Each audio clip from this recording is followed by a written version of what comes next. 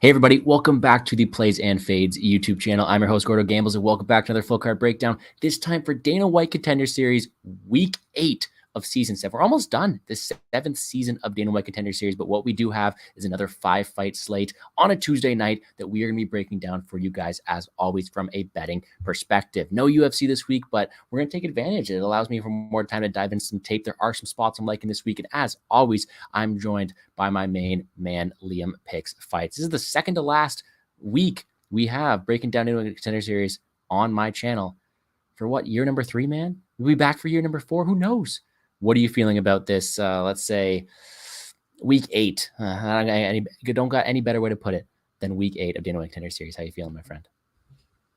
I think it looks pretty fun on paper. A lot of these fighters, pretty violent finishes. Feels like the women's fight, maybe a touch out of place, but we've also seen a couple of short notice replacements on this card. So you got to, take it with a little bit of grain of salt. They're kind of finding the best prospects that they can on short notice in a couple of these instances, but I still feel like these are pretty recognizable names. If you've been tape studying for Contender Series for a while, a lot of the common opponents are there.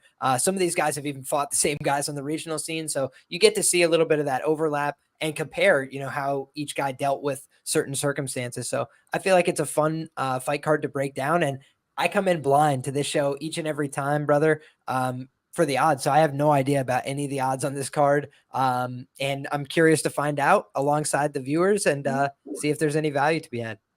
Well, there's some value to be had for sure. I'll tell you that. I do have myself a couple of bets locked in. We'll talk about them nonetheless. But I mean, a guy who's been on the odds better than I have, and a guy who we get to celebrate his Eagles getting a victory today. We'll let him have it. I got my Bills shirt on, but we're bringing on a third panel member. Worked out great last week. Why not keep it going this week? We do have Pierce Big Bird joining us again. How are you doing, my friend? And how you feeling after that Eagles win? It's always nice that we get to see an Eagles victory. I know.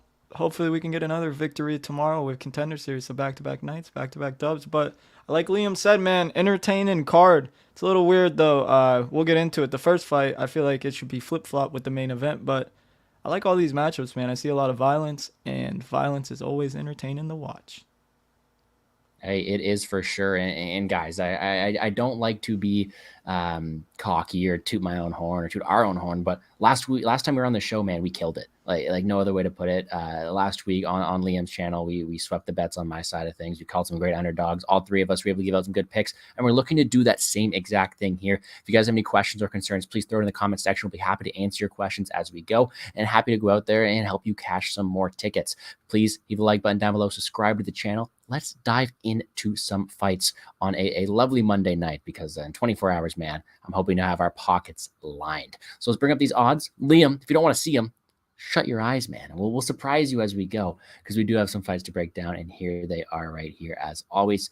We'll got that going right there, and we'll get it going with our very first fight of the night. One that I'm definitely going to pass this one to Pierce first, because, I check out his Bet MMA tips. It's linked down below if you guys want to as well, but we'll talk about that here. But we do have a fun fight at 135, the 18-3 Vinicius Oliveira versus the 12-3 Victor Hugo Madrigal, and what seems to be a pretty interesting matchup, one where we do have ourselves a pretty hefty favorite here at -130. Now, before I go out here and steal the spotlight and give my breakdown, there's one thing you guys got to know, and that was this guy did not open up -330, and actually he opened up as a +250 underdog. That is where, you guessed it, Pierce is able to snag that. So just want to throw that out there. He did get a much better line, Pierce, but I want you to break down this fight as if this was a fight at -330. Do you think they're still meat in the bone? How do you see this fight going down? And why were you so quick to pull the trigger on someone like Vinicius de Oliveira at -330 or at plus money? The short answer to that, hell no. But I don't know if it was a mistake or if the bookies actually lined it at that, because it felt like the opener should have been flipped. I mean, +215 on Vinicius was pretty crazy, and it was decent limits too, so that's pretty nice. But I'm not going to glaze myself too much. But, I mean, when you look at these odds, it's -330. And I've seen some people talking about how they want to take the value dog on Victor Madrigal at these odds, and while I'm not picking Victor to win, I don't think he's going to win. I think he's definitely the rightful side at these current odds. The issue with Vinicius, I think he's an amazing fighter. It's very fun to watch. He almost every single one of his fights, you're going to be enjoying it. He comes to scrap, but the fact is he's very reckless. He has a very volatile style. When you watch Vinicius fight, it's a lot of his hands down, swinging from the hips. But that he kind of embraces that because he's able to like bully these opponents. He's a UAE Warriors former champion, and I rate the competition over in UAE Warriors pretty well. And honestly, both these guys have really good strengths of schedule. When you look at Victor, he's fought a lot of fringe level UFC guys and even guys in the UFC. He fought both the Quinones brothers and he beat both of them.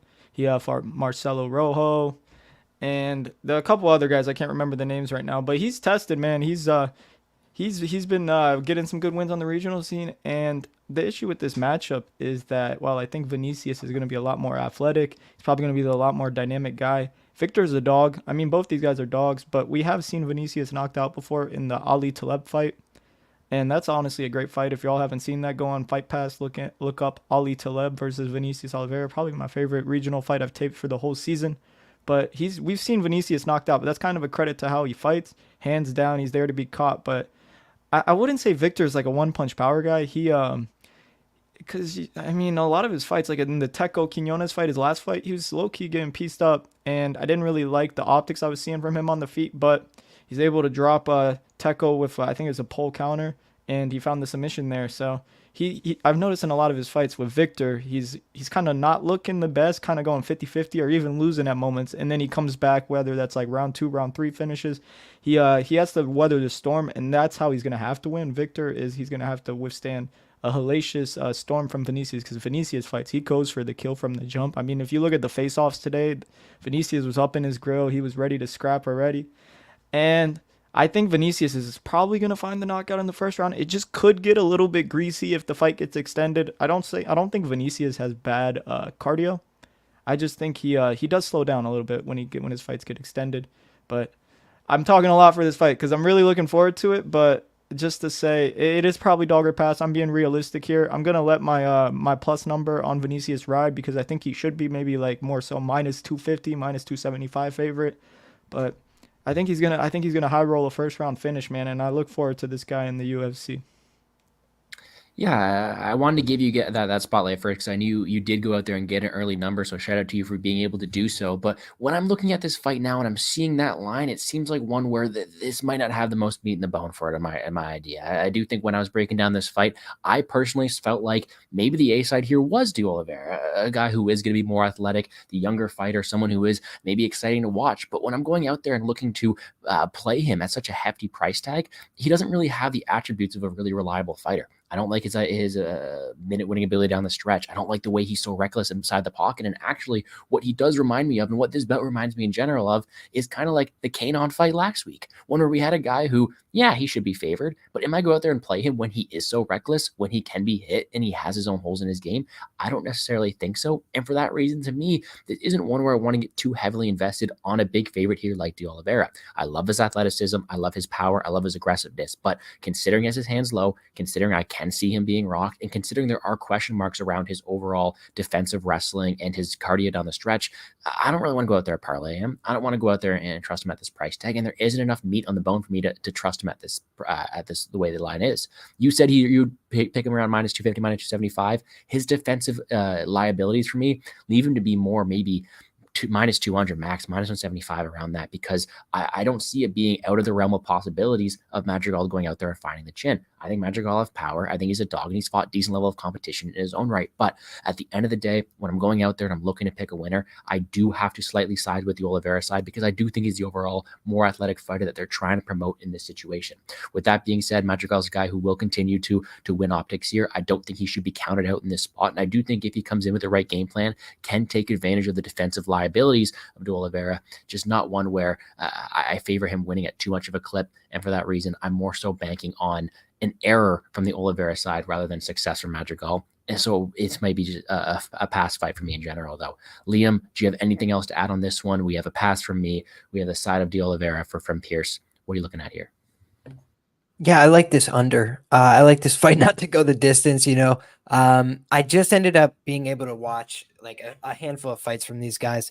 Number one, they both look extremely violent. They both look like they're going to be consistently pursuing the finish. When you look at a guy like Madrigal, very talented on the ground. You know, you look at that Quinones fight, Number one, he was in horrible positions where most guys in MMA quit, plain and simple, like belly down with a guy on top of you, flat down on the mat. Most guys just are like, all right, it's time for me to give up now. And he was like, let me find a way out of this position. I just thought that showed some heart and toughness. So that's something I do not question about Madrigal, but I do question his chin, because he did get absolutely flatlined with one punch, left hook over the top by Marcelo Rojo. And Marcelo Rojo, yeah, he's like a UFC guy in the loosest sense of the word, right? It's like a guy who's like fringe UFC level that just easily dispensed of him in the first round. So I do think that that's a concern when you also look at his age, when you look at his age for the division. That's something that's relevant to me. I look at how somebody is relative to their competitors, right? And this is a lighter weight class. Lighter weight classes, normally the older fighters just don't tend to survive. And especially we see Dana White talk about this openly each and every week.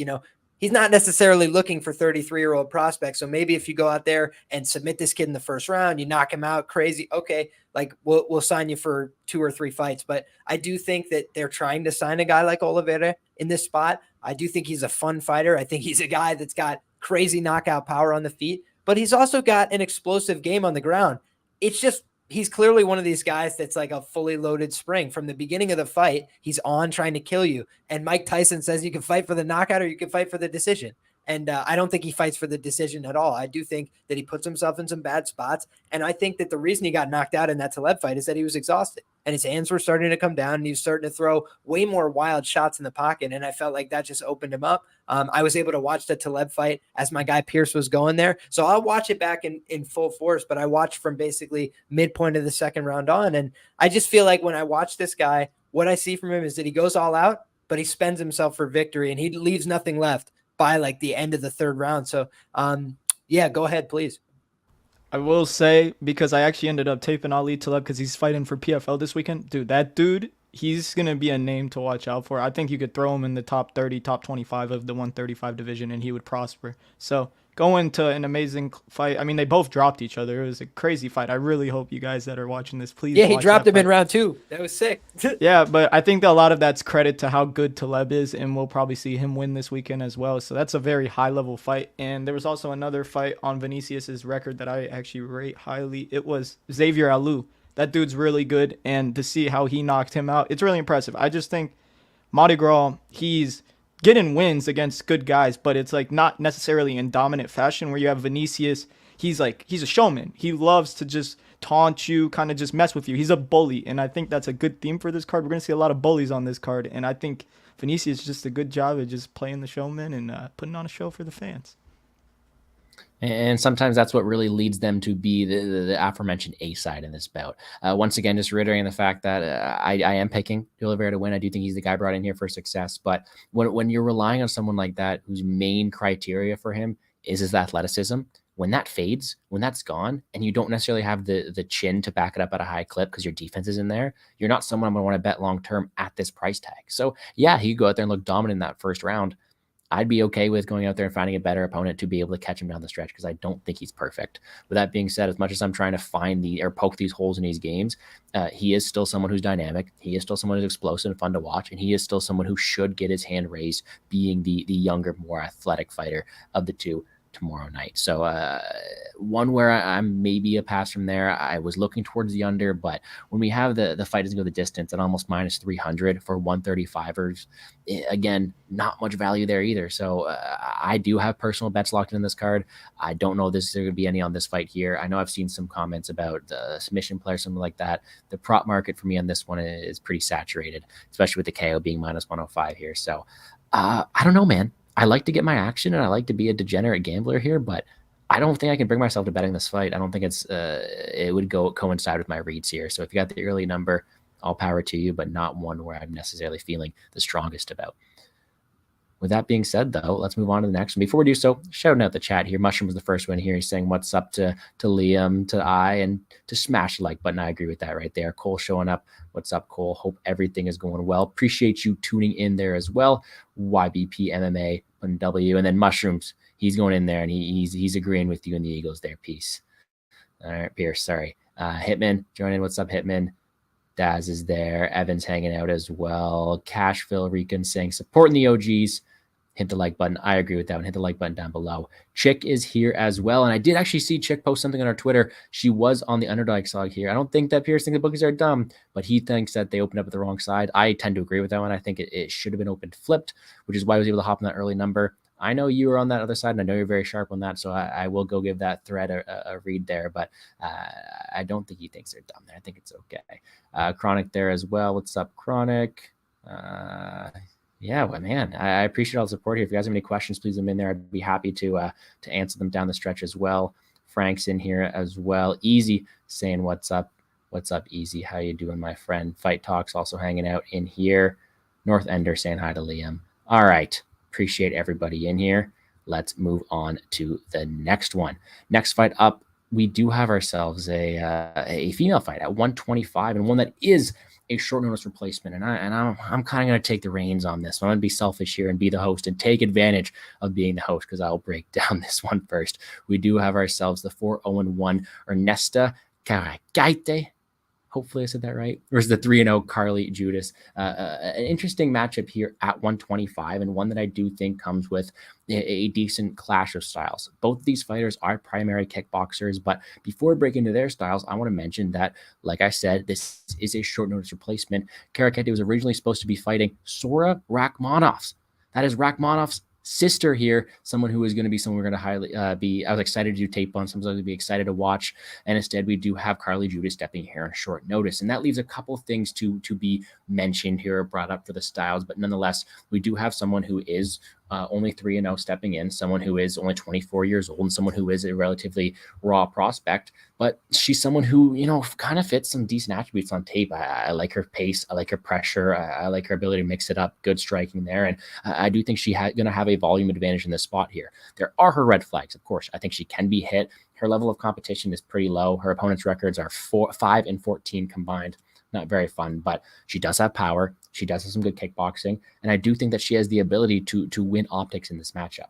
Flip side of things, her opponent, Ernesto, 24 years old as well, someone who has also fought some horrible level of competition, and someone who does seem to be a primary kickboxer, but someone who seems to be a counter striker. She's 4-1 against this low level of competition, and those are some really close decisions, some really not the best optics when I'm doing tape, and something that I'm not really looking like I'm fond of seeing in someone who's being a prospect to Dana White Contender Series. If you're fighting that close in the regional scene, who says you're going to get a contract from Dana White when you come to Dana White Contender Series? That's really my sort of things on this one, right? So that leads me to believe we do have a counter striker here in Ernesto versus someone who's to be the forward aggressor here in Carly Judice, who is going to be the girl landing more volume, who is going to be the girl landing more impactful strikes and winning in the judges' scorecards.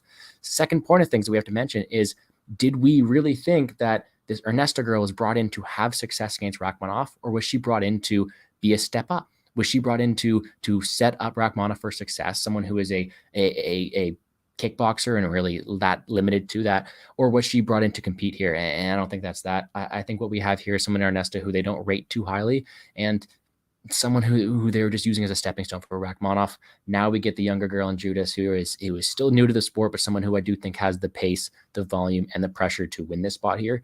And I am liking here at this price tag. I think I might end up taking the shot on Judice. I haven't got there yet because it is still a very low level WMMA bout, but I do think she wins this fight at a decent high clip. Liam, will go to you first. What are your thoughts on this matchup? Yeah, this is an interesting one. I kind of agree with your point about Ernesto probably not being brought in here to win. You know, when you just look at it on paper, you would think that they're trying to sign Rachmanov's sister, so probably trying to find a matchup that she could win against somebody who looks pretty serviceable on paper. But I don't know that I really trust the level of competition, frequently going to decision as well. Judice not fighting a high level of competition, to your point, but getting rid of them in the first round, going out there, looking aggressive. And also, you know, in terms of a red flag, the thing that I don't love is that it sounds like she's like dating whoever's in her corner, at least just by the mannerisms and like the verbiage. That's what it sounded like to me. Like, come on, baby, throw this, like whatever. But she was very coachable. Like she was listening to what she was being told. You know, they'd be like, throw a body kick, and she'd throw it, things like that. So I did think that overall she showed coachability, you know, diversity of strikes, a willingness to push forward, decent size for the division. The things that you don't love, she's on 10 days short notice. So she's making a pretty quick turn here. Had to cut the weight pretty quickly, but she is the smaller girl in this spot. So I'm curious to see how this one plays out. I feel like it is, you know, let me see this line here. Yeah, it's probably a line that I don't feel comfortable playing at the minus 190 price tag. I do think she wins the fight, Judice, but her level of preparation for this is probably not ideal. So yeah, that would be my major concern on her side, but it's just minus 190 for low level WMMA, 3 fights behind her name. That's what I don't love, but I think she wins the fight.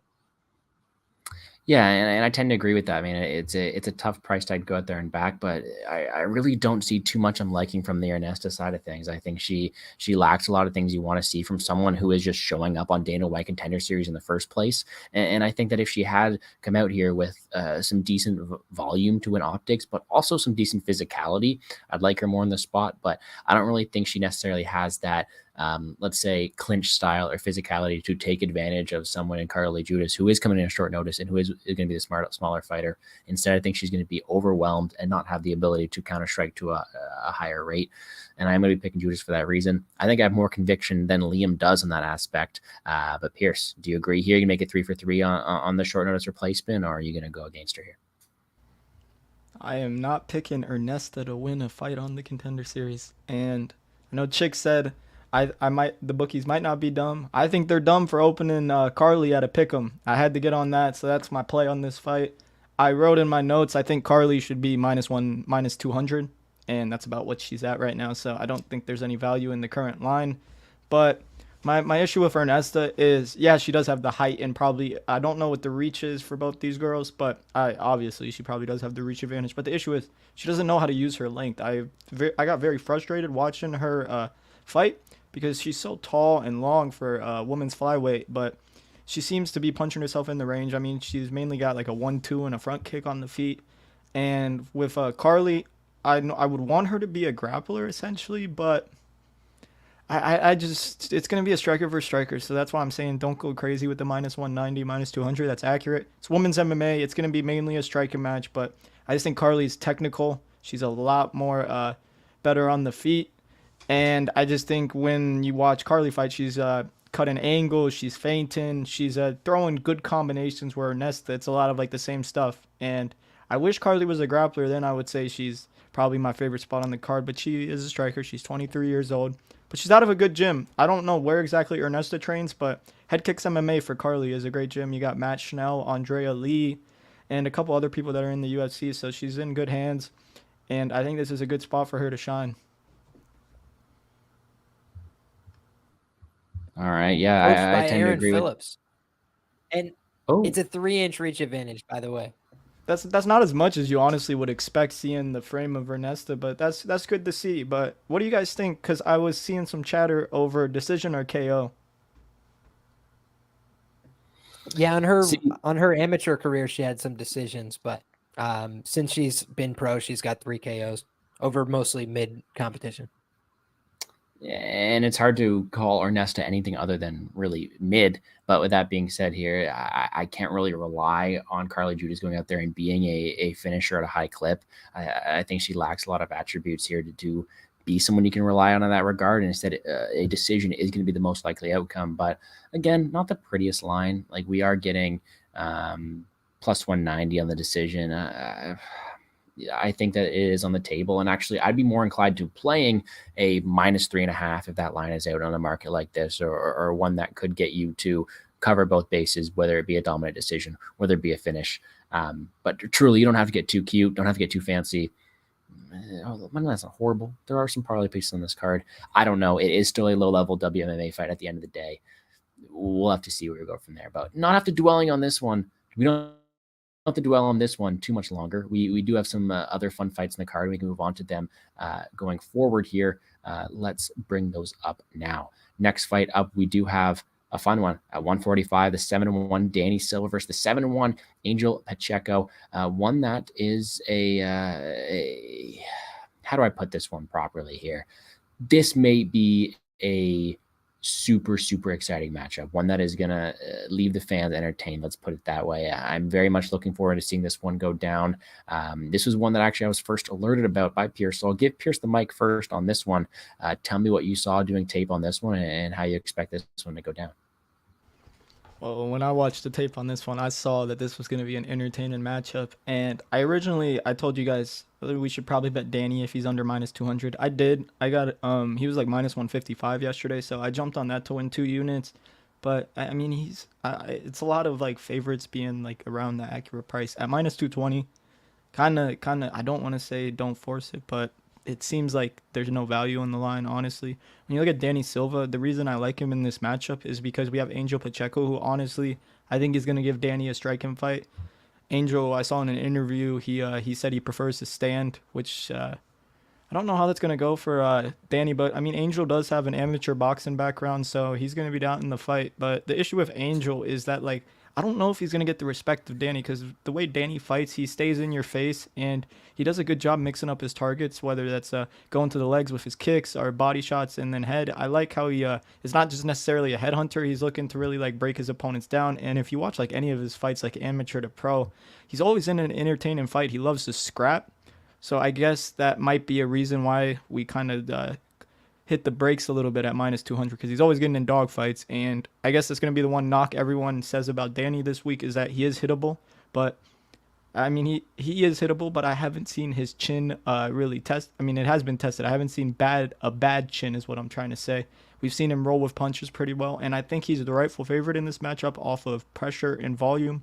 And whereas Angel, we saw his last fight against Wilson and Dragoni, or however you say it. Wilson's a good fighter in CFFC, so that's a good win. But we saw Angel. He got hurt really bad in that fight. Got caught on a counter with like a right hook, I believe. And he recovered well. He did a good job of breaking Wilson down the stretch. But I feel like that win was more of a result of the opponent in front of him kind of breaking and getting a little bit tired from trying to chase the finish. Where we got someone in Danny. I don't think Danny's going to chase a finish. But even if he did, I think he has great cardio. If anything, Danny builds as fights go on. He always has good success the later in fights. I mean, we saw in his recent loss, Cannon Kawhi, he lost that fight because of like the grappling. Cannon's a good fighter. He trains at Extreme Couture, if I'm correct. So I honestly thought Danny won that fight, but it was really close. So I wouldn't call it a robbery, but that was because of the grappling. And Angel, I mean, he's been training with the New England Cartel for this camp. He's normally not with them, but I saw an interview. He's living with Tyson Chartier. He's living in his house for this camp, so that's probably how he got into the Contender series. But I mean, he's 31 years old. Danny's gonna probably be, I think, 4 or 5 years younger than Angel, and I think Danny's the A side. It's just a matter of whether he can perform, and hopefully his chin doesn't get cracked. But I think it's gonna be a great fight. Whereas like the props, I don't mind the over 1.5. I think it's like minus 200 right now, but then again, are we really trying to lay chalk on an over 1.5 in a fight that I expect to be a high tempo war? But both guys show good durability, so maybe the overs are going to be a little sweaty, but they should hit at a high clip. And yeah, I'll say it again, Danny, the rightful favorite off of pressure and cardio and volume.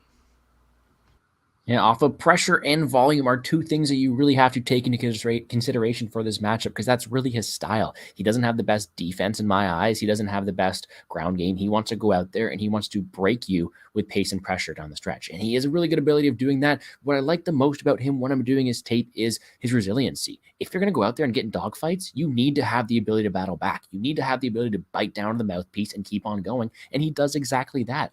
Yeah, I think there's going to come a point in time where the damage might be too much because he can be hit at certain points. But in matchups like this against this lower level of competition, he is going to have the ability to have the stronger will than most of his opponents. And having such a high level of tempo and pace and pressure is something I really want to see from a fighter going into a Contender series. Now, you were concerned more so about his ability to get into dogfights. I'm concerned more about his ground game. I think that him being taken down and controlled is something that it could be used down the stretch. And I think that it's a possibility here, but not one that's going to happen at too high of a clip in this matchup. Pacheco, although a brown belt, is not someone who likes to be wrestle first. He is a boxer in his own right. And I do think that the first level of takedown defense from Silva is pretty good. Also, considering the pace that he fights at, his opponents are going to have a top-tier gas tank to go out there and need to grapple him for 3 rounds. Because if you can grapple him for the first round, that's cool. Rounds 2 and 3, he is going to be in your grill. He is going to be looking to cause problems there. And that's really what I want to see. Silva really embodies that style of really wanting to break it down the stretch, wanting to bring a pace to you. And that's something I really want to see in a Contender series, right? You need to want to have it more. You need to want to have the ability to go out there and win these dog fights. And I do think he is someone who can be trusted at a higher clip than Angel Pacheco here. I mentioned I already had a bet locked in. This is the one. I am on Danny Silva here. I did lock him in earlier. I still don't mind this line, honestly. I think we did talk about parlay pieces. Again, considering his low level defense, sure, maybe some better spots to go out there and play, but I really do like Danny Silva to go out there and have some success this week. I do think he has a multitude of ways of getting it done, and I do think he's able to go out there and find a later finish. For that reason, don't mind the over 1.5 as well. I do think he's able to have success here, but a guy we like to back. I mean, these high tempo styles, a guy earlier in the year that I bet a couple of units on and did well was Hyder Emil. A guy who went out there, his style as well was, I don't care about defense. Let's go forward. Let's try to break you. And although that fight involved a lot more wrestling than I expect this one to, I like these guys who have that dog in them, who are resilient, who will bite down to the mouthpiece and look to cause problems there. So give me Danny Silva. I do think he has the better strike and better volume, the better pressure, and should have the optics to go out there and win a pretty fun matchup here on the feet. Liam, do you agree here? You make it 3 for 3, or what are your spots on this one? I think this is a dicey matchup. Honestly, I went in, I want to ride with the boys always. And it's not to say that I'm going against the boys here, but I'm a little bit more concerned. When I was watching the tape, the thing that stood out the most to me about Silva was just, I don't like his takedown defense. I feel like he just gives up an easy takedown in every fight. And what Kanan Kawahe is like passing to side control, full mount. Like he's just like abusing him on the ground, taking him down multiple times per round, like things that were just really concerning to me. And yes, he did a good job of keeping that fight competitive. He didn't give up at any point. He's a scrapper. But you look at this other guy, and in his last fight, he was in some bad danger, right? Angel Pacheco, he gets hurt, he's dropped. He looks like he's in all sorts of dire straits. He finds a way back into the fight, takes the guy's back, puts him out of there. Could I not see him doing that to a guy like Danny Silva? I actually could, like just that exact kind of archetype of matchup where Danny Silva comes out here, he hurts him. He's the faster guy. He hits harder. He's younger. He's more athletic. But Angel Pacheco just seems like a guy who's been around for a really long time. When I was looking for fight tape on the guy, it's like you see fight tape from like the last like 6 months and then fight tape from like 10 years ago. The guy's kind of just been lurking around in the background. He had a bunch of amateur fights. And to your point, Pierce, he had some boxing matches and stuff. Like he's just been around the combat sports scene. He's a brown belt in Brazilian Jiu-Jitsu and living at the New England cartel. I mean, one of the things I always talk about with these Dana White Contender Series guys, I want some proximity to the UFC. If you're just some guy from out in the middle of nowhere, it's a lot harder to know what they're doing with you. But like, Tyson Chartier, I believe, is his manager. I couldn't find any other information. I believe he's managed, living with, trained by, like all in to a system that has several UFC fighters, like good guys training with them. And he's kind of bounced around a little bit. He has a jiu-jitsu background for a long time. So I just look at a guy like this on paper and say, the youth, these kind of things, he's definitely the deserved favorite. But now we're talking about a difference of degree, not a difference of kind. And it's just about where we're getting value on the number. And I just don't know that I feel comfortable putting him much higher than like a minus 175, minus 180 personally. That's kind of where I'm at, like a 65% or so. And just because, again, I think Pacheco definitely can get hurt on the feet. I think he's a little wild there, but I think he's got some power on the feet as well. And I don't think he's incompetent on the ground. I think he probably has an advantage there. So for me, like spending time with the New England cartel is what he would do to improve his wrestling, or excuse me, his striking, to try and get better fundamental defense on the feet, striking on the feet, working with better sparring partners. But then he's also posting a lot of stuff about independently working on his ground game, getting work at a bunch of different jiu-jitsu places. So I just feel like he's a guy who's really trying to put it all together at 31. And, it's either now or never for him. Whereas this other guy, Silva, I talk about this sometimes with these guys on the Contender Series that are real young, with only a handful of fights, they could easily be rebuilt, repackaged, and put on the show again a year from now. And it's no problem, which I do think of Silva as that kind of guy. And I do think of a guy like Pacheco as like, this is probably his only opportunity on the show. So I think you're going to get the best of him on Saturday night. And that for me is something that I'm, again, a little bit weary to fade. So pick here, just like, outright, I would go with Silva, but I don't feel so bullish about it. I will not be betting the over 2-1 price. I will say, you did say he has connection with UFC fighters. We also have Danny, who's sharing the room with Dan Argueta. Just fought last week. He's main training partners with him. He's going to probably have Cub Swanson and Josh Barnett in his corner, if I recall correctly. But this guy, he's well coached as well, man. And 100%. while I do kind of agree minus 220, what value is there? My issue with Angel is just like there's a lot of unknowns here. I mean, there's only so much tape, and I didn't see any tape on the fight, but I saw some pictures of the Nate Williams fight. He got ragdolled in that fight where Nate Williams, solid fighter. I don't think he's dog shit at all, but I just don't see really Angel hitting takedowns here in this fight. Maybe it's like a club and sub type thing, but Danny, I know you say he got taken down in the Kawhi fight, but he does a good job popping back up. I think he's aware on the mat, and if this is a striking fight, man, I understand why it's minus 200. I wouldn't say go bet it, put all your money on that. It's seems more so accurate, but I think Gordon got a good line too. I think minus 155, around like 60%. I think that's a good bet on Danny. But yeah, it's a fun fight, man. I'm looking forward to it. I think whoever wins, it's gonna probably be a drag 'em out war. Maybe it's a close decision. So maybe Pacheco by decision has some value. Honestly, looking at the screen right now, plus 500. The one thing I was going to mention too is just that it got nerfed already. And so, I might not get to it at all, but we'll see what domestics do with this when they open it up. The submission prop on Pacheco is actually what I would be looking at here. And it opened 10-1. It's like plus 500 now. So kind of got hit down pretty hard. And I see some value in that. I understand why people got in at the 10-1 price. Speaking of lines that I've gotten just nuked, well, I didn't get nuked to open at this, but Silva around 3 plus 600 is not a number I wanted to see. I thought he'd have the ability to break him down the stretch. We didn't get that. It opened at plus 600. Liam, anything to add there?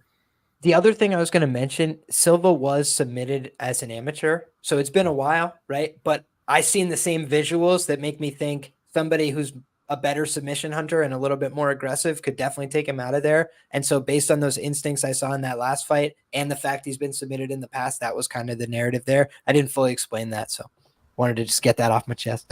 Quote unquote, the Mr. Angel Pacheco said in an interview, "I prefer to stand." So, and you know what he's going to do? He's going to go for a takedown Shoes right and off the headgear, bat. baby. What's up? I'm going to sniff that crotch, dog. Get over here. I do like the sub angle from like a price standpoint, but like plus 575 right now. I don't know. Maybe there's some value. Maybe wait to see what the domestics open it at, but I understand because he is a brown belt. Don't know what Danny belt he is, but yeah, I would say presumably there is a grappling advantage for Pacheco. But I think unless any of you guys have to add anything, we can move on. All right. Well, Liam erring on the side of caution on that one, and you can't blame him there. He's been right in a lot of those decisions recently. I'm more bullish on the Silva side of things. Let's see if I bite the bullet there. 2 fights to go. We talked about the specific unknowns of the last bout. Speaking of unknowns, this next one just has that written all over it. We have ourselves a clash of big boys going at it this week when we do have the I'm going to butcher this name. We have the 14-3 Alexander Soldatkin versus the 6-0 Mario Piazzon. Feel free to correct me in the comment section. I know I'm not that good with names. Unless they're French, then I got it okay. But big boys going at it here. A lot of questions to be answered and a big favorite at that. We do have ourselves the German prospect here being a big dynamic guy with a ton of power on the feet. Very athletic and explosive for his size. Like I didn't expect to see some of these the ways he was moving like that, but a ton of power early on. There's no denying that. He's got good physicality, good ability to go out there and have success. And I think that he may have the best, the right nutritionist for that success. A guy who's going to go out there and use that physicality, use that size, use that power, but a ton of question marks about him, right? How does he fare off his back? How does he fare after round one? How does he fare as soon as that explosiveness is gone? Although he is an extremely powerful guy early on, a ton of question marks for someone at this price tag. But then we get the flip side of things. And although we have a guy who's plus 310, could you guys find more than like a fight of tape on the other guy here? Could you find any real research on the guy? And no, and I appreciate Chick going out here saying you guys do amazing research. I tried my best to do amazing research on this one, and I couldn't find anything on the Mario side of things. Like the guy's fights just didn't exist in my eyes.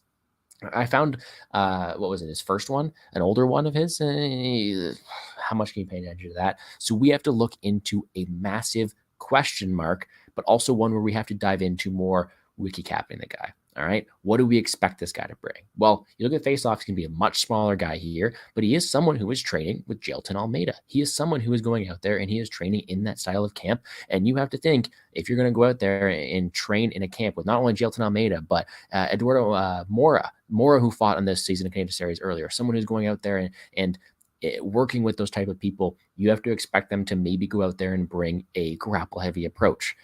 He does have some knockout wins on his record. He was flagged for padding records. So all of this could be just conjecture here, but he does seem like someone who, with the right people around him, could have the ability to go out there and answer some questions for us tomorrow. With that being said, how can we trust it? How can we go out there and really give you guys a proper, solid conviction read on this one? You can't.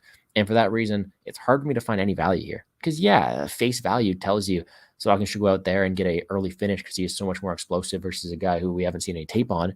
But what if Piazzon goes out there and decides he's a grappler? What if that guy goes out there and learns from Gelatin and has a grapple-heavy approach, tiring the gas tank of Soldatkin and really putting it to him? Would you guys be that surprised? Not really, because we don't have any tape on him. So to me, there are a lot of questions. I know Liam's going to bring up his record here, and the only thing I have to say to that is, although that is something that is a huge concern, and that the regional promotion he's fighting is a huge concern, that's the same one that Mora fought on, and Mora went out there and ragdoll her opponent. So there are a lot of questions to be answered here. I'm tempted to take a big plus money shot on the underdog, banking on those unknowns, but you can't do that without any conviction here. Gun to my head, I would pick the explosiveness of Soldatkin early on, but we'll see what you guys think of this one. Liam, what are your thoughts on this? Yeah, I mean, Soldatkin looks all right, but I do think he looks a little bit stiff and a little bit awkward. You know, there's a couple times he got to top position, and that should be wraps when it's the heavyweight division. I mean, let's be frank, like most of these guys stink, especially on the regional scene. Most of them stink. They're old.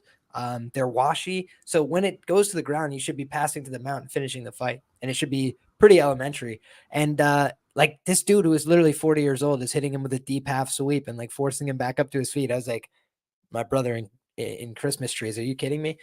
It was just not the look that you want to see. Like it was really dicey. So I look at him and say, you know, he's definitely got some power, but a lot of what he's doing too is like feeling like he's landing and then just opening up on these guys. And half of them want their way out of there. That one guy, poor bastard, he had that terrible referee in there, so he had to do the face plant on the way out. You know, curtains there for him, but you look in the past, you know, most of his losses are fairly reasonable. You know, he lost to guys that are credible on the Russian scene, or it was like his second or third fight. So, you know, how much do you really take away from that? But I do think to myself, kind of a guy that has done his own version of record padding. You know, he's certainly not a guy that's got, you know, these elite set of wins under his belt. Most of his wins are over terrible heavyweights on the regional scene. So when I look at this matchup, I do say to myself, you know, this Brazilian guy, he seems like a fraud to me because you can't find any videos of his fights, right? But I look at the Instagram, I look at some of the polishing up. I'm like, you know, what are we doing here? I feel like this is a guy that could surprise people, just because he might have a grappling upside here. When you just talk about a fighter from Brazil taking on a Russian fighter, it's not to say it's a sure thing that he's going to have wrestling or grappling upside, but we've got very limited tape to work off of. So what should I try and take away from it? I don't know, but let's see what I can take away from it. He used a front headlock. He hung out there most of the time. He looked like he wanted to try and wrestle. He went behind the guy, used a face chase. Like the guy wasn't good that he's fighting, but it looked like he was going out there with an idea like sprawl and brawl, get behind this guy, attack from on top. So that's what he was doing then. It was a little bit, you know, I think it was 2019, right? Made his debut. So none of his fights have really mattered to this point, but he's been like quietly working away with people that are pretty talented and in the UFC. So it does give me that suggestion, like an unknown should push the line closer to 50-50. That's just like theoretical betting. So the more unknowns that you have, it should theoretically make the line closer, not further away. At best case scenario, this guy Piazzon is like way better than we thought and comes in looking good and whatever. I don't think this could be a big bet. I don't think you could have a high confidence interval that he's going to perform at a high level. But I also think, you know, assuming that Soldatkin covers the price at a huge clip is tough for me. I feel like this fight goes under. That's what I really feel like. You know, I don't think of a guy like Piazzon, who looks like he's carrying a lot of body fat, as a guy who's looking to fight for 15 minutes. He seems like a guy who's probably going to want to try and get his work done early in the spot. And we know that about Soldatkin. He's out there fighting like, just like swinging wildly.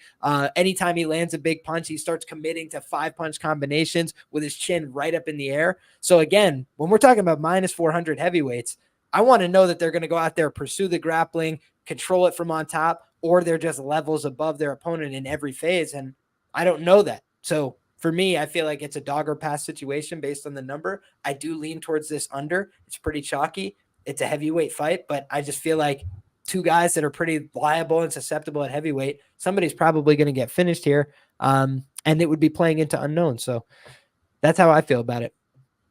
Yeah, and playing into unknowns is kind of the way I'm going after this one. Is like, yeah, I'm saying there potentially could be some value in the underdog, but I'm not saying with a ton of conviction, right? Like, we don't know what we're going to get. This has a huge, not only red flag, but just question marks written all over that. So to all those going out there and parlaying Soldatkin, I'm just going to say be careful, because although he is going to have that explosiveness early on, there are questions that we don't know. And although, gun to my head, I'd pick the more proven guy here in Soldatkin, it's not one that I'm going to go out there and be playing at this line. Pierce, what about you? Do you have the secret tape that we're looking for here, or how do you feel this fight was broken down? Unfortunately, I don't think anybody has the secret tape. Maybe not even Piazzon himself. But I agree with you guys, man. This isn't really like Gaziev last week. I mean, we saw Gaziev. It was like, okay, we understand why he's minus 500, minus 550. With Soldatkin, we think he's minus 400 because we don't know what Piazzon is. Like, I don't know. I'm not saying I'm gonna bet Piazzon. I just warn people, be careful with Soldatkin. Yes, if he wins, it's gonna probably be a first round knockout, and you're gonna be like, oh, why didn't I put my house on this? Why didn't I bet a lot of money on him? It's because we don't know who the guy in front of him is. I mean, when you look at Soldatkin, he a lot of his highlights are very nice. He likes to just march guys down. Has a little cheeky spinning kick he goes to a little too often. But I think he's off the steroids, man. When you look at his like fights in Russia, it's all jacked up. Looks like he's on all the horse tranquilizers he can get. And then you look at the Eris fight, man. Dude, that was a horrible look. I know this Sehik guy because he fought another dude that was on Contender Series maybe like 2 years ago. And the Sehik guy, he's like a guard puller heavyweight. He's nothing special at all. And both those guys, not just Sehik, Soldatkin was gassed just as much as he was. It was just a matter of who got up first when the ref separated them, and that determined who was going to win the fight. But I'm not saying Piazzon. I don't know if he has good cardio, because the only tape I've seen is just going on his Instagram and looking at every single post. But he is training with good guys, Jilton Almeida, and I've said this to multiple people this week. He reminds me of like a Carlos Felipe 2.0. And Mario Piazzon, and he's actually. Oh, don't say that. Then I can't bet on him. That's not a good thing. Hey, Carlos Felipe, he was kind of a cash cow a little bit. I know he got some hate for some people for cheating, but who knows? Definitely a cow, no doubt about it. Hey, but maybe Piazzon's on the same supplements that Felipe was on, so he is training with them. So, you got Carlos Felipe Jr. Carlos can't fight in the UFC, but we got his twin brother. Gonna try to make a name for himself as well. But yeah, with that being said, I don't know if I'm gonna get involved with the price. I'll just patiently wait and see. I don't really expect massive money to come in on Piazzon, unless we get like Andrew Gambas on the line. So hopefully that doesn't happen. But I'll sit and see if I can get plus 350 or plus 375. I'll make a little half a unit play on it. It feels like an obligation just because it's so many unknowns. It's heavyweight, man. What do we say about heavyweights? It's volatility to the max. We saw a couple weeks ago Bruno Lopez. He was the A side being brought in to win, and he got knocked out by a guy whose tape didn't really look that good. So it's like these heavyweights, man, I can't trust them at heavy price tags. Yeah, we got a chalk heavyweight that hit last week. That doesn't mean it's going to happen every single week. But with that being said, if Soldatkin wins, it's probably going to be early. So under kind of makes sense. It's minus 250. At the under 1.5. I don't really know how much value there is in that, because we don't really know if Piazzon has durability, or if he even hits hard himself, because he's fighting bums, man. I can't tell you what type of fighter he is, but one thing I can tell you is the price is plus 310. So maybe worth a little small stab, but you can't go crazy. It's just impossible to tell. Yeah, I liked it better when you were comparing him to Almeida and not Felipe.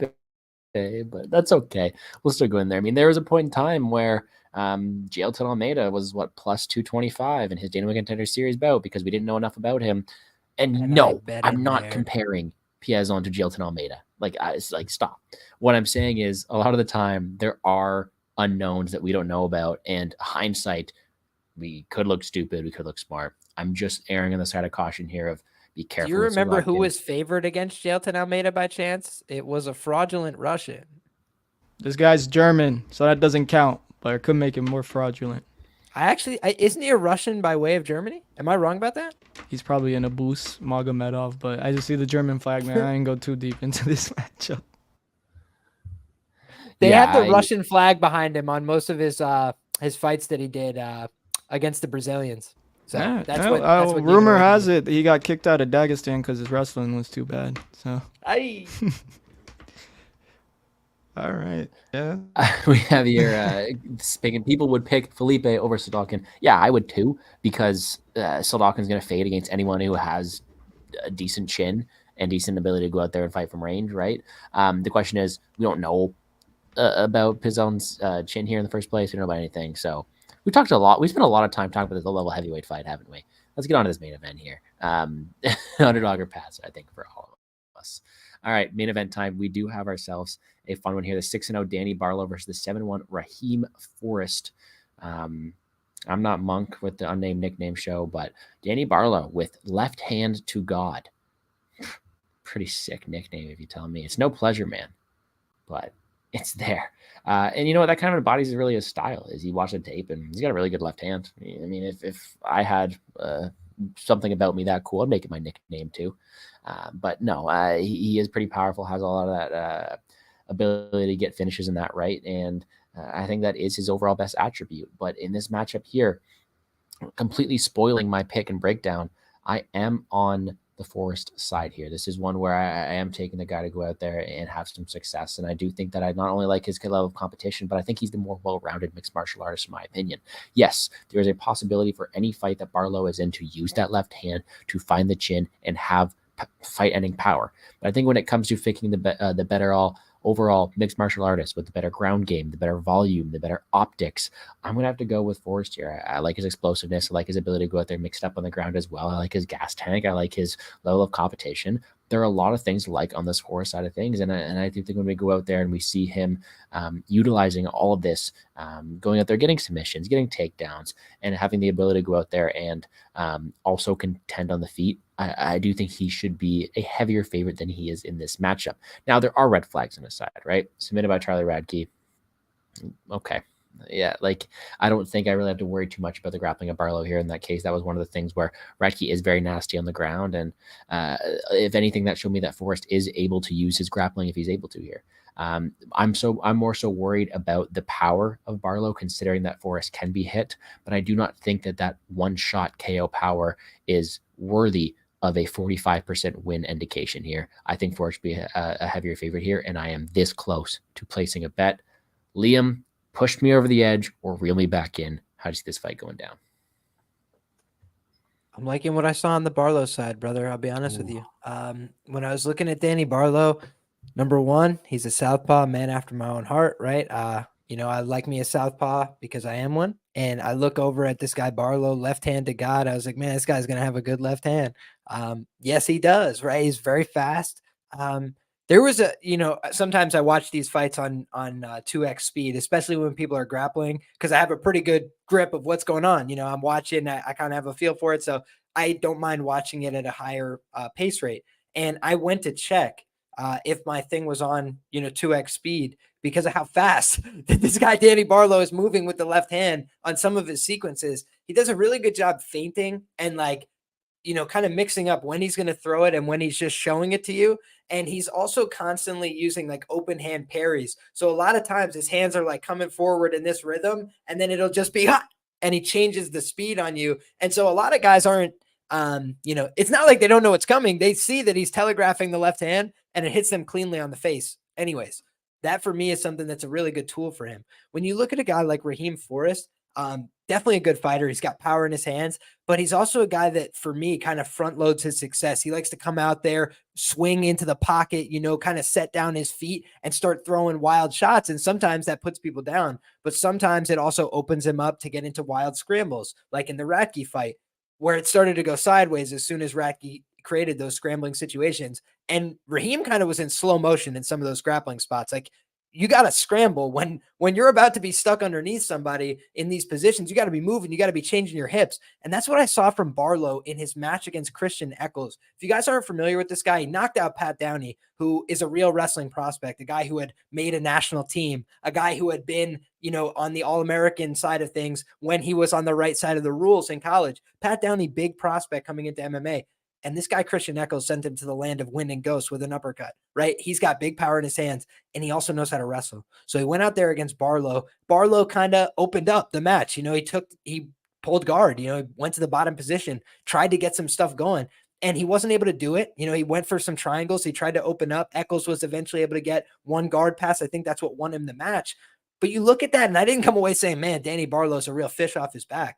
I came away saying this guy is working on his ground game very actively, consistently. And what he needs for MMA is not to be Johnny Jiu-Jitsu. He needs to know how to get back up to his feet, to not get submitted when the fight goes to the mat, to be clean in his positions, and to get back up and keep fighting because he's got that nasty left hand. And I also think his offensive jiu-jitsu is not completely something you can write off. He does have a win by Kimura regionally, and you see him getting more aggressive in his submission hunting over the course of his career. So I think of a guy like Barlow as a guy who prefers to stay on the feet, who's definitely got a better skill set on the feet than he does on the mat. But I think he's consistently improving. I think he's a very good athlete. He's very big for this division as well.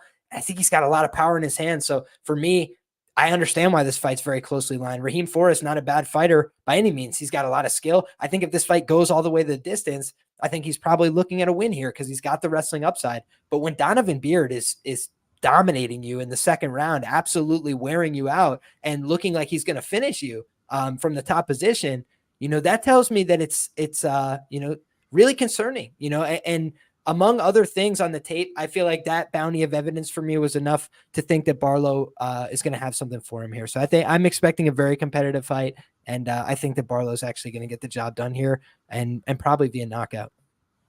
Yeah, and I completely acknowledge that as a possibility. The power is no joke. The striking is no joke. But when I'm going out there and I'm seeing a fight lined this closely, especially in a main event of Dana White Contender Series, and I'm looking at the paths to victory, yeah, Barlow's path to victory isn't that striking, isn't that KO power. Forrest can be hit. It's definitely there. But in my eyes, I don't think it's worthy of a 45% indication. I think it is a bit lower than that. I think when it comes to the minute winning, the volume, the grappling, the wrestling, it all lines up on the Forrest side. And sure, Barlow could go out there and get a knockout. I could look stupid. But when I'm just going out there and pointing towards the advantages that can happen here. I think the difference in the grappling or the wrestling, is larger than the difference in the striking, making it one where I do think Forrest may warrant a bet from my side of things. But if I'm going out there and I'm saying that, and I'm saying that a large majority of the win equity is going to come from Forrest utilizing that grappling, utilizing that striking, the plus 300 decision line doesn't look too bad either. We don't know. I have not played it yet, but we are split 1-1. Break the tie, Pierce. How do you see this one going down? Left hand to God, baby. No, it's not passionate, man. Like Liam said, it's gonna be a competitive fight, and I do. Did you happen to get plus money on Forrest, Gordo? I haven't placed it yet. I'm waiting for it. I haven't touched it yet. I see. See, Forrest did get up to like plus 125, plus 130, maybe even plus 140 if you don't mind checking that. Yeah, plus 145, man. Maybe that was the entry, but I don't know. I wrote in my notes before odds came out, I would line Barlow's slight favorite, maybe like around what it opened at, like minus 140. And the reason being is Raheem Forrest is reliable to be an idiot. I've seen the guy make a lot of mistakes, not because he's not talented, but because it's like his fight IQ doesn't necessarily seem like it's the highest. I mean, you look at the Lubert's fight. It's 5 rounds. I mean, they both went really hard. That was a good showing that he can fight through adversity, but I see the guy jumping for arm bars. I see him making poor grappling decisions. And while I do think, I agree, he has more paths to victory, he should go for takedowns, but it's going to be hard to get inside that reach. I know Barlow has like an 80-inch reach, 6'2" for welterweight. I don't know how this guy makes the weight class. It's definitely a tough weight cut for him, but Forrest is going to have to make it a dogfight. But I will also say one thing. Both these guys are from Memphis. They fought on the same cards before, even back to back. Like they fought like this. I think in an interview, I think in an interview it said they've trained together. So this is short notice for Raheem Forrest. as Justin Burlinson was supposed to fight Barlow, where I think Justin Burlinson was probably the A side in that matchup. But now we have Raheem Forrest stepping in, and it feels like a CFFC title fight we got on our hands on the Contender Series. But I got to side with Barlow, man. I don't know if I'm going to get to the betting window. Maybe if I'm having a good night on the bets and I can get some plus money on Barlow, I might make an entry. But the reason being, I think he should be slight favorite. He has more process. I'm a big fan of his striking. And what I found very funny, because I don't believe it at all, his Instagram bio for Barlow says he's an all-American wrestler. And you look up like any wrestling credentials in his name, you don't see anything. So I don't know where he's getting that from. But if he was an all-American wrestler, maybe we should bet him. But no proof of that. So I don't know, man. Tough fight. I want to enjoy it. Maybe I'll have some action on Barlow if he gets to like plus 110, plus 115. But I don't want to force it. It's a competitive fight, man. I think both dudes have passed the victory. It just comes down to if Raheem Forrest is going to fight to the best of his advantages. And I can't trust him to do that at a minus money.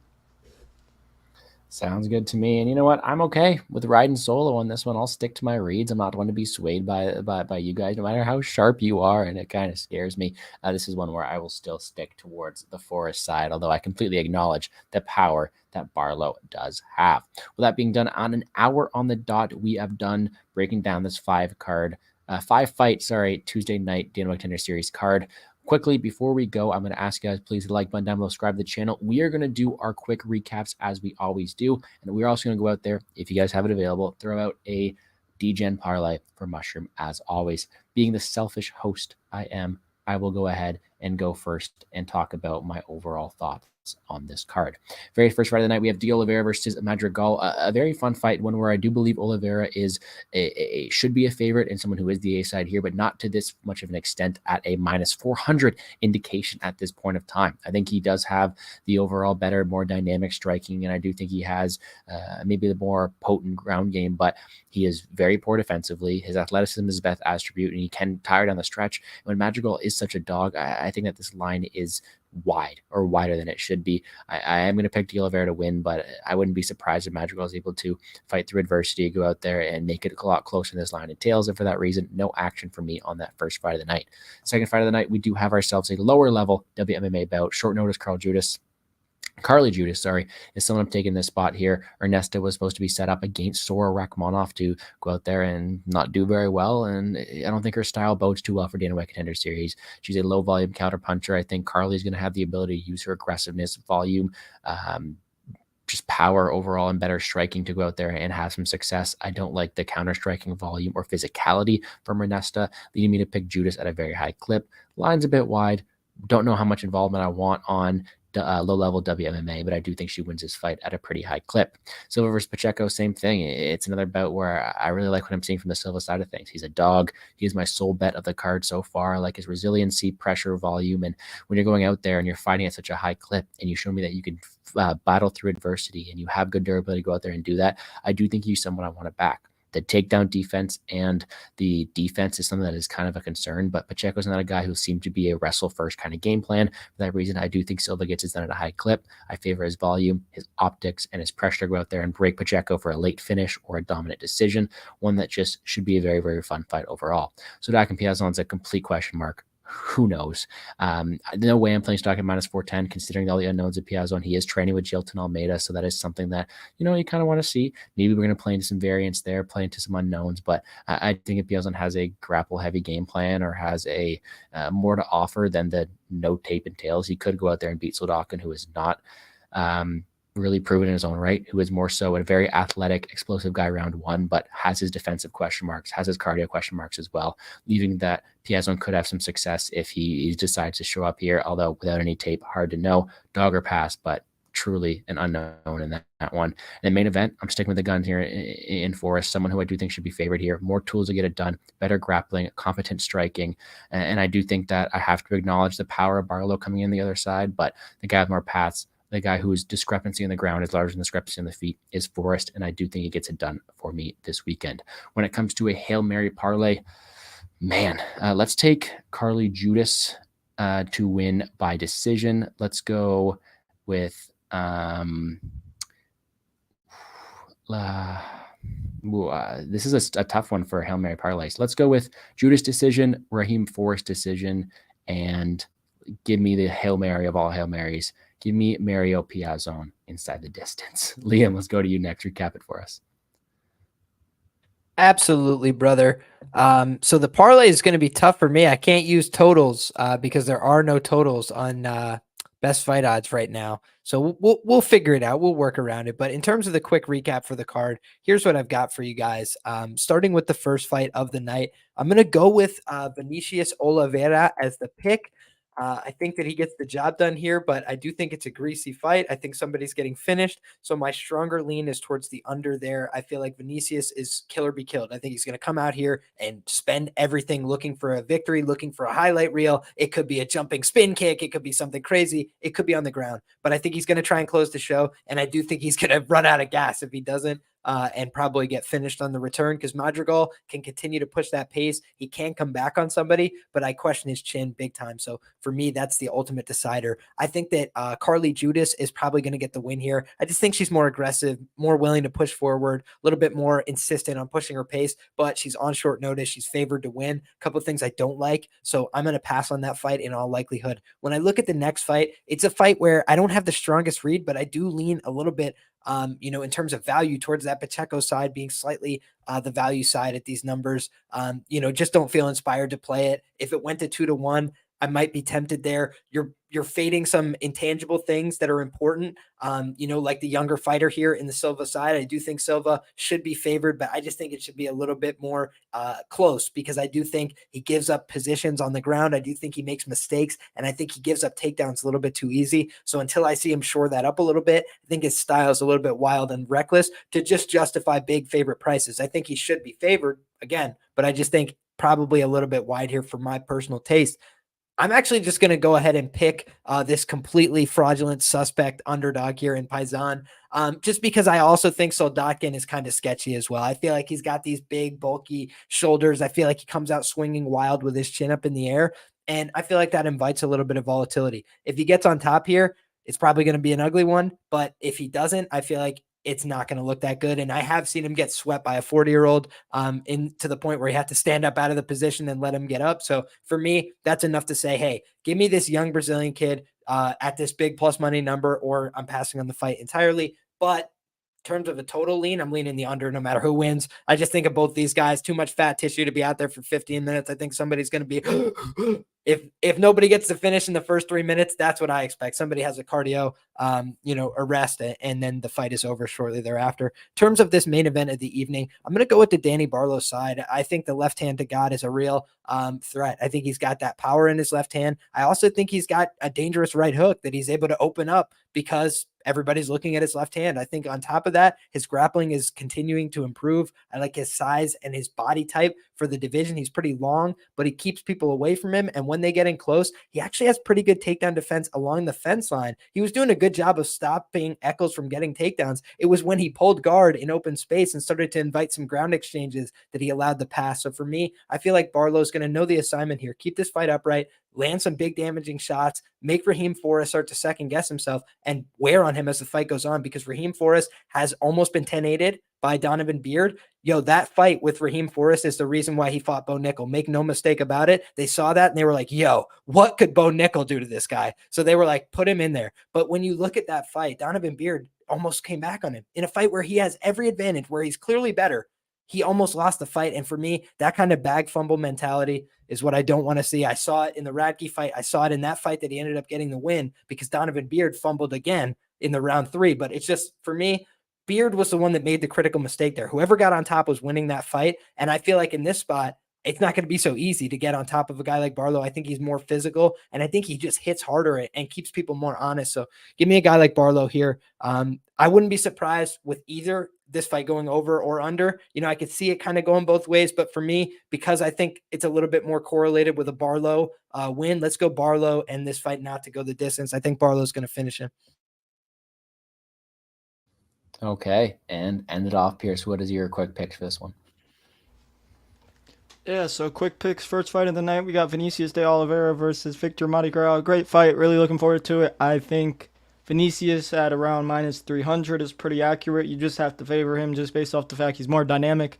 He seems to be more athletic than Madrigal, and I think while he is a bit volatile, I wouldn't go crazy on the money line and put him in all your parlays, as we have seen him knocked out before going for the kill. So I did hedge a little bit on my early numbers with Vinicius, with Madrigal KO, and a little bit on the submission, but I do think if he wins, it's probably going to be KO. I don't think Vinicius is going to get submitted, but yeah, Vinicius should be the favorite. I think he's got more upside to find a finish here, and I just think he's the A side being brought in to win. And next fight, Carly Judice versus Ernesta. I think Carly Judice is the rightful favorite right now. Price is trending towards accurate. I think she's more technical, better striker overall, and Ernesta doesn't provide a grappling threat that you would want to fade Carly with. Where it is women's MMA, we have seen a lot of these women's MMA striking fights go to close decisions. I just think Carly's going to be landing the cleaner, more effective shots, and that should be able to win her decision. Maybe find a head kick KO, because she does train at head kicks MMA. And then we got Danny Silva versus Angel Pacheco, another fun fight. Really looking forward to this one. I think -220. I think it's pretty accurate. I know I'm going to say for a lot of these lines they're accurate, but that's just how I view it. Danny Silva, he should be the favorite. He's more athletic. He provides pressure, volume, and good cardio, whereas Angel seems like a smart, high IQ fighter. I think he's going to be lacking the respect. I think Danny's going to bully him, and I like Danny's boxing. I think he's going to stay in Angel's face. It's just a matter of whether Angel can hurt him or maybe look to get...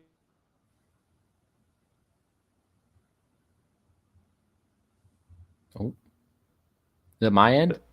Yeah, I think Angel's going to strike with Danny, and I think... And I think, go ahead, Beard. I think Angel's going to strike with Danny, and that plays into Danny's cards. I like this kid. And next fight, Mario Piazzon, Soldatkin. Like you guys said, I can't be laying -420 on heavyweights.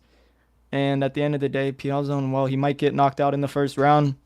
There's a chance that if this does get extended, Soldatkin might death gas. He is off the steroids, in my opinion, if you look at his physique.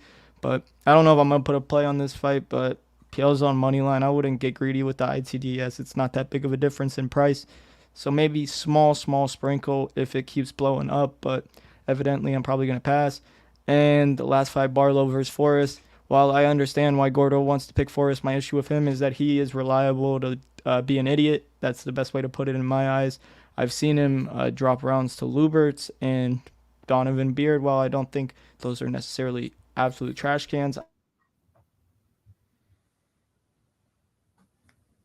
or even he could like walk into a KO for Barlow. But I will say I do think Forrest has the ability if he wants to chase the finish, he could knock out Barlow. I think Barlow's striking defense is a bit questionable at times. He is really tall. He's got that tall man defense. But at the end of the day, I see a 6'2", 80-inch reach welterweight that has good process, and he has a left hand to God. So we'll find out if Raheem Forrest is going to be talking to God come tomorrow night. But I see Mushroom is actually asking for parlays. I forgot to, what was it? I forgot that I made him one last week. I didn't even bet it.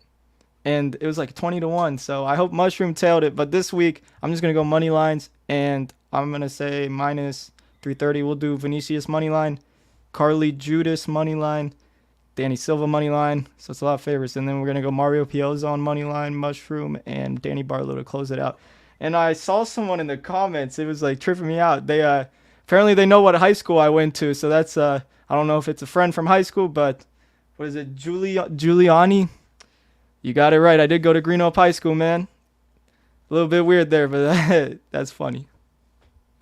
Hey, I don't know if that's weird, or the fact that all three of us picked a guy we only did one fight of tape on. So if that'll tell you anything of what Dana White Contender Series holds, man, it's an interesting one to definitely go out there. But I appreciate everybody hanging out here. We have 40 live views, so make sure to like button down below, subscribe to the channel. For me here on the Plays and Fades YouTube channel, another content for me right this week. No fights, get the week off, kick my feet up, get ahead on some tape for the next couple of weeks, and we will be back next week, week 9 on Liam's channel, and the week after that, the final week of season 7, week 10 here back on the Plays and Fades YouTube channel. So I'm going to pass it around here, starting with Liam, letting the people know where they can find you and what you got going on.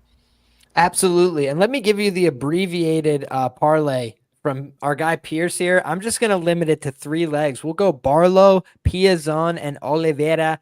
And that's plus 1,000. You do plus 1,000 on that. So 10-1 return, 2 underdogs and a favorite. Living a little bit dangerously on Dana White Contender Series, but you wanted a parlay, you got a parlay. If you're looking for more of me, you can find me everywhere at LiamPicksFights. Appreciate everybody for the support. Hope that you guys crushed last week on Contender Series. If you listen to the show, think that we put you in a position to succeed. Hit a bunch of plus money last week. Pick exact methods and then also fight ends by method. I told y'all, worry about that Greg Velasco submission game, and everybody's like, I don't know. And then he's taking the back, almost submitting the guy in the first round. So even when there is that big favorite, we're trying to give you guys pass for everybody, trying to break down the fight from multiple perspectives. And if you're looking for more of that, find me everywhere at LiamPicksFights. Thanks again, guys. And last but not least, a newer friend to the show, but someone who I appreciate nonetheless here, Pierce. Let them know where they can find you. Yeah, I'll address one thing. That's my boy Juju, man. We used to be hooping back in the day, bro. This is a small fucking world. There's 38 people in here, and one of them, we used to be kicking it back in the day at the gym. I don't know how you found me, Juju, but it's nice that we crossed paths here, man. And I guess you guys could find me. I give out free bets on Bet MMA Tips at BigBird UFC. Been on a bit of a heater lately, so stay tuned for that. I got some bets up already for PFL this weekend and maybe some Cage Warriors action as well. So looking forward to some fights. There might not be UFC, but there's some other promotions we can bet on this weekend, guys. And thanks for the platform as always. And yeah, that's all I got to say. Have a good night, everybody. For sure. Be sure to check out Pierce's stuff. It's all linked in the description down below. Same with Liam's. Check him out for PFL because I won't lie. I'm getting ahead on tape. I will not be doing my PFL tape, so I'll be listening to Pierce, seeing what he's got locked in there. Dude, Cedric Doombay's fighting this Saturday for PFL, man. It's a great fight. There's some good fights on it, but yeah, it gives us something to watch on Saturday. He's got a fire lit under him as well, I'm sure. Not being signed by the UFC too, so I think that'll be fun for sure. Mushroom also asking Liam, third leg. I think he went with Barlow, Piazzon, and Oliveira. Tell me if I'm wrong there, Liam. That's correct. Bingo. That's absolutely correct. Well, an hour and 16 minutes in at 12:53 p.m. on a Monday night when I got class tomorrow at 6:30. We are done breaking down season 7. Week 8 of Dana White Contender Series. I appreciate all of you for hanging out here. Make sure to check me out here on the Plays and Fade YouTube channel. Hit the like button down. Subscribe to the channel and on Twitter at GamblesGordo, where my full slate of bets will be posted for free tomorrow afternoon before the fights. Aside from that, guys, I appreciate everybody for tuning out. I wish everyone the best of luck in all their betting endeavors. And with that, guys, enjoy the fights and let's make some money, guys. Peace.